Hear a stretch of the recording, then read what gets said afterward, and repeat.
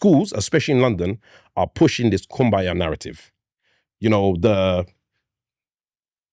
I don't even know how to explain it. It's just so, everybody's so much of a pacifist. Everybody's so much on a, yeah, we can sit down and talk about it. How does it make you feel? And if my son is feeling upset and whatnot, yes, I want you to tell me, but I want you to also be able to release the rage, release how you feel. Don't sit down there, oh yeah, you know, he did me this, but you know, I'm going to turn the other cheek, it's okay. You know, I'm going to let it be. No, I need you to be able to arm yourself with knowledge, with emotional feelings, with enough to express yourself and not feel that, you know what, he hit me, but it's okay. And there are kids in schools now that are like that. So I'll give you a quick story. So my cousin, I'm not going to say his name, I'm not going to say his mum's name, but he... he's on what? Someone in the class, so he's under 8, so he's 7. So someone said to him... So your cousin is 7? So my little cousin is 7. Right, so he got in trouble at school where they called his parents. Someone said to him, your mum smells, right? So he's always been taught, if anyone says anything about your mum, it's passer, innit? You can't have that. So he jumped in I've got 2 stories, but the other one will come later. So he jumps into the brother and punches him. Remember, he's young. So then exactly this kumbaya stuff that they'll say, oh, why did you do that? So anytime someone does stuff like that to you, you have to tell the teacher. He said, why am I telling the teacher? He didn't cuss your mum. That's my mum.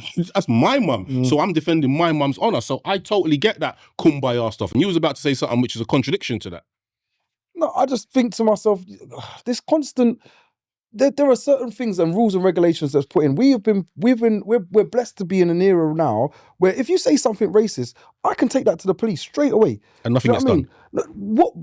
There are certain things that get done certain times. Like I'm thinking more of, I suppose, more of, like, for example, football matches and stuff like that. You can get bans from stadiums. There are little things that you can do nowadays where things are now taken a lot more serious than before. Where someone just used to come over and go, this, that. You'd be like, right, that's it. That's it.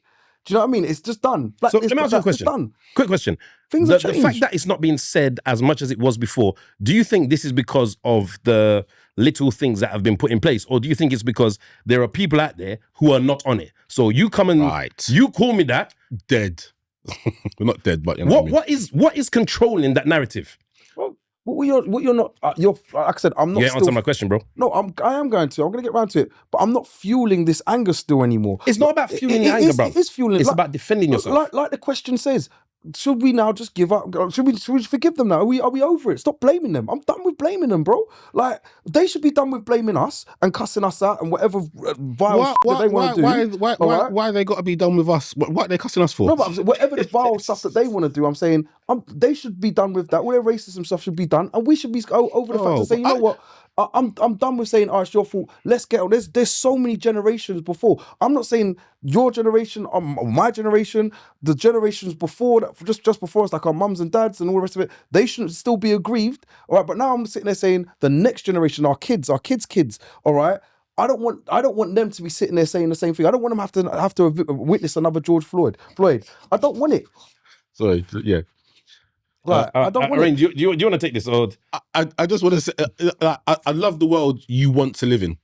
Like, it's a utopia. Let's hold hands and sing kumbaya, bro. It's something from a Netflix program. You know what I mean? It's not. It's from the future, bruv. It's definitely not from the future, because racism never dies, unfortunately. But it doesn't die unless like the title says, we get to the point where we say, I forgive them. It's done. Don't worry about it. It can't die and they because just say, no one in their right mind should be able to forgive. How many black people died through slavery? So just to give you a number, there's a belief there were 15.4 million slaves transported but during the slave trade. I think it's a little bit more. So the Holocaust, I think it was 60 million Jews died through the Holocaust. Sorry, no, I'm just talking about from Ghana. 15.2 right, exactly. or 15.4. So that amount of black people dying, and then there were other races in there, but black people dying through the fact of we don't like you because your skin color can never be forgotten. So I'm going to blame everybody. Every No, other but white listen- person that lives, I need to blame them. But for listen to what I said. It's not about blaming every white person. I didn't say to blame every white person. Remember what I said. The man that I work with, that he's not a part of that. I have to blame. I have to blame someone. Yes, I have to be able to channel anger towards someone. Otherwise, I end up with mental illness. that. Why you got to channel any anger? You have to. So you're not angry about slavery. Of course, So to give you scale, between the 1500s and 1900s, they said an estimated 4 million deaths took place in Africa. Right. Okay. That's in just in just Africa. Africa. But all right, so to go back to what you just said, of course I'm angry about it. I just said to you, whenever I watch anything like the George Floyd incident, that maddered me. The obviously when I watched Colour Purple for the first time, it was like, bro, is that really what happened? Do you know what I mean? It maddered me. Now I'm looking like, shall I fight them? Shall I fight? Do you know, I understand it, but then I also got to say to myself, I've got to be mature and understand to myself, that person there didn't do what that person there in the movies or in the histories have done. He's got nothing to do with it. He's just innocent. And like you said, your guy at school, Scott Griffin, or whatever we're talking about, it's like, they're not a part of it. So why am I now going to say, well, it was your uncle's cousin's uncle's granddad's cousin that did that to my great. But nobody I has don't saying care that. about that. But Do you know what I nobody mean? has And saying I'm not that. going to sit there and say to myself, oh yeah, because you've now got a house, but that your uncle that they got office, I now need to begrudge you for it. I don't So begrudge you for none of that. your son Get doesn't over know, it. your son doesn't know about slavery, as you said. So are you not going to teach him about slavery? I will teach him what needs to be taught. What are you gonna 'Cause teach him? I need him to know. I need to know where he comes from. So, no, I've got one more point. This is the thing. I want him to know where he comes from. Like we were speaking about the last podcast we had, and we was talking about where they come from. You need to know your heritage. So you're not teaching him slavery, you're just teaching him his origins. I'm telling him his origin, but I'm saying he needs to know where he comes from. I would teach him about slavery and let him understand what's happening. But I also don't want him to come back and say, you know what? Well, you know what, Daddy, I don't like Billy anymore. And I'm like, what do you mean you don't like Billy? Because he's white. And I'll be like, what do you mean because he's white? Well, don't you know what his uncles, granddad's, cousins did to me? His ancestor did to our family. So now I don't like him. And I'm gonna say, that's not what I want. And it's the same thing that we're sitting there saying, because Billy's got that same story, but Billy's now saying, that's why I don't like him. What if your Do you know son? what I mean? So Your son was playing in a football match? He was kicked on the floor, and the person that kicked him on the floor looked over him and said, "You." What do you teach him then?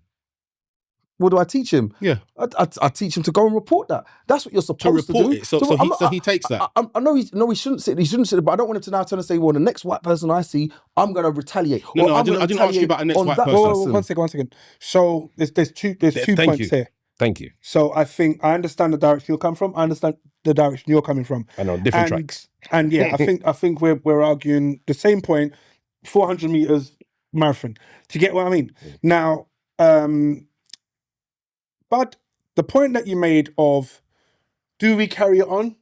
And you're saying no, draw a line in the sand. I fully get it, and that's in my opinion, a utopia world.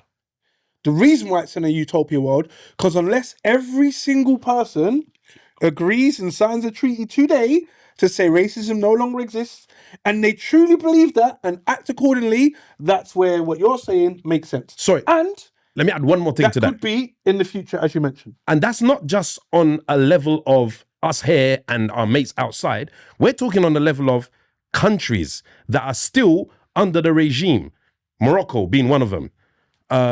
Tunisia being another one, where they've signed things with France and other countries where their whole economy is going through that country. And people in these countries are now starving. Think of it this way. Think of how small the UK is and how small places like Germany, France is compared to countries in Africa.